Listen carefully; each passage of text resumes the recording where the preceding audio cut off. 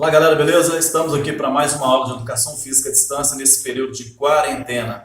Lembrando que estão sendo tomadas todas as medidas protetivas quanto ao coronavírus. Hoje na nossa aula nós vamos trazer lutas, que é a unidade temática pela BNCC, e que o objeto de conhecimento é lutas do Brasil e do mundo. E a luta que nós vamos falar hoje da modalidade esportiva é o Jiu-Jitsu, ok? Nós vamos conhecer de forma teórica aonde surgiu e como evoluiu essa luta no nosso mundo, beleza? Então vamos curtir um pouquinho da nossa aula, espero que vocês gostem e tenham um pouquinho mais de conhecimento sobre tudo aquilo que nós vamos falar do Jiu-Jitsu, tá joia? Um abraço e até a próxima aula.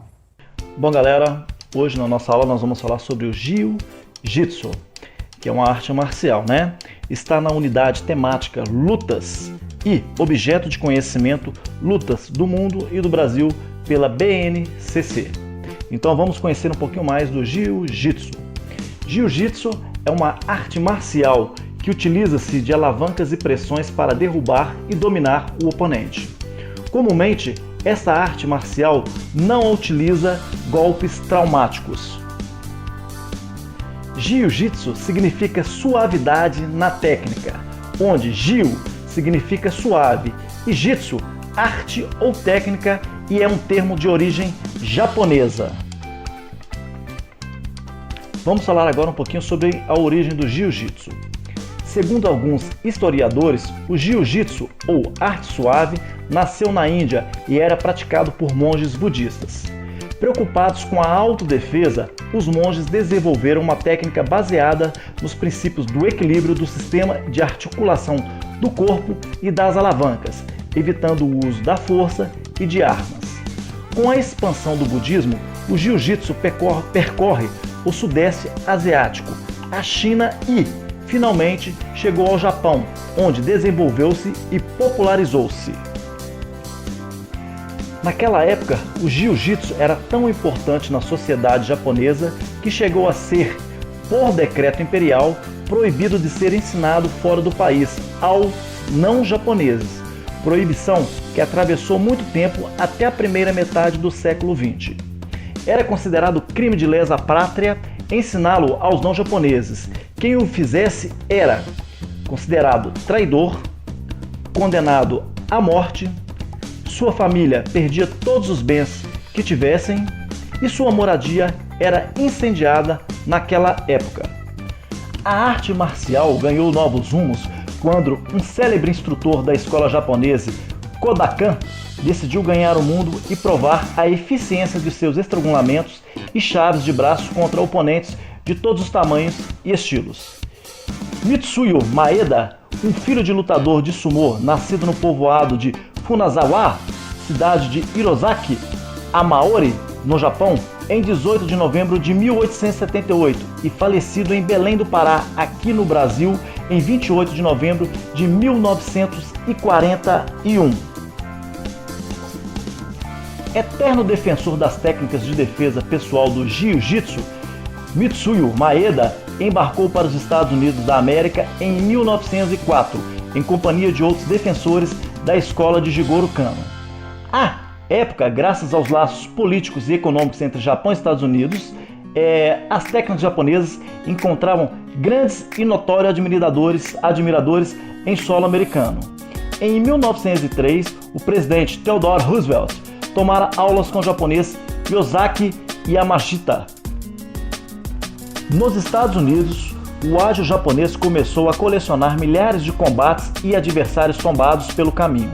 Em países como a Inglaterra, Bélgica e Espanha, onde sua postura nobre fez nascer o apelido que o consagrou até o final da sua vida, que é o Conde Koma. Na América, o lutador fez diversas apresentações e desafios em países como El Salvador, Costa Rica, Honduras, Panamá, Colômbia, Equador, Peru, Chile e Argentina.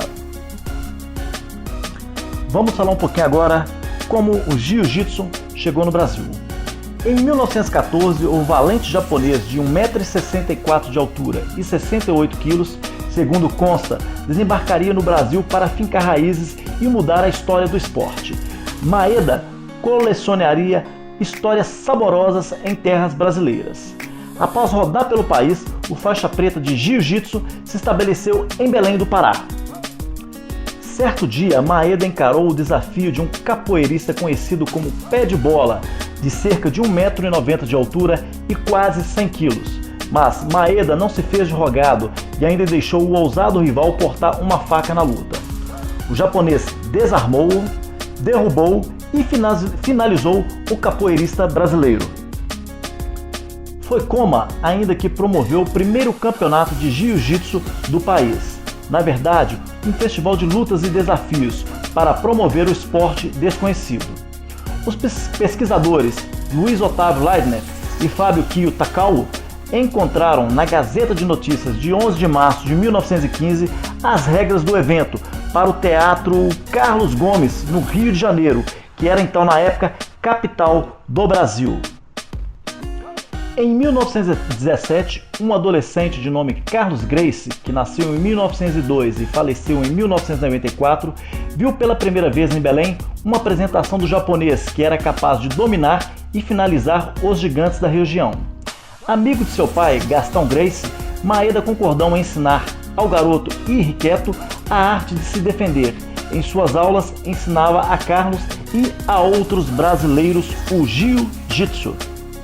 Aluno fiel, Carlos Gracie abraçou de vez o jiu-jitsu e, para lamento de sua mãe que sonhava ver mais um diplomata na família célebre, passou a incutir nos irmãos o amor pela arte.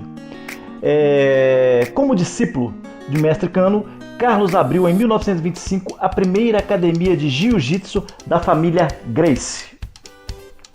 O grande mestre teria 21 filhos, sendo que 13 deles se tornariam faixas pretas. Cada membro da família passou, então, a fortalecer a arte e a acrescentar mais um elo à corrente criada pelo grande mestre Carlos, fundador e guia do grande clã.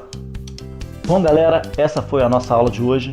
Na próxima aula nós vamos dar continuidade ao jiu-jitsu, vamos falar um pouquinho sobre regras, golpes do jiu-jitsu e vamos falar sobre o Brazilian Jiu-Jitsu, que é o jiu-jitsu da família Gracie. Um abraço para vocês e até a próxima aula.